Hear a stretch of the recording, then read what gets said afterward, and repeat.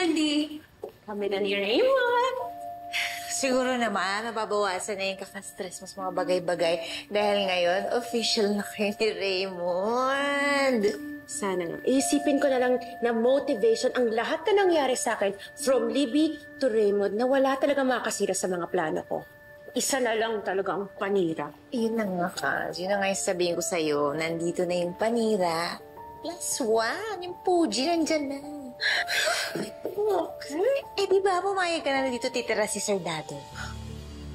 Dahil sa'yo.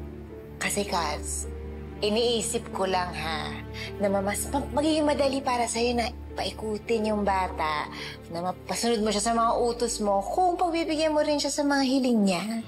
Isip ako, eh. Sige na nga. Okay na. Smile. Laman, go.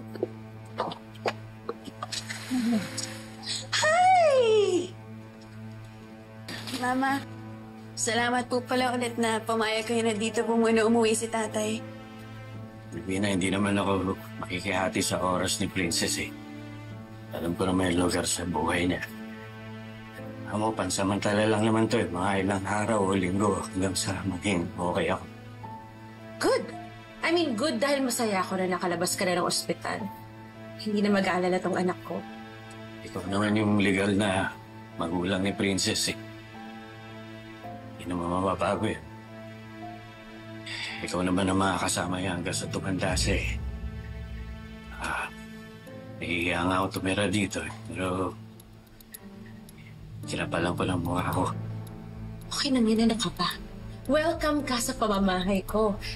Basta, alalahanin lang natin yung mga boundaries natin.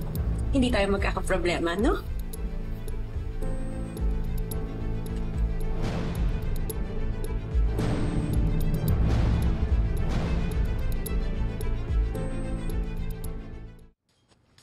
Ito po magiging kwarto natin, Tay. Buti naman magkasama na tayo ulit kung kaya ang mama mo. Masaya po ako na magkasama na po tayo ulit.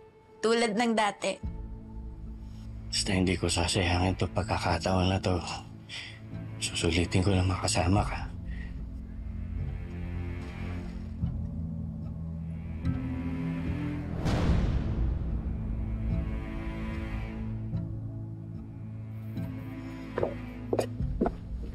Kasalanan mo to.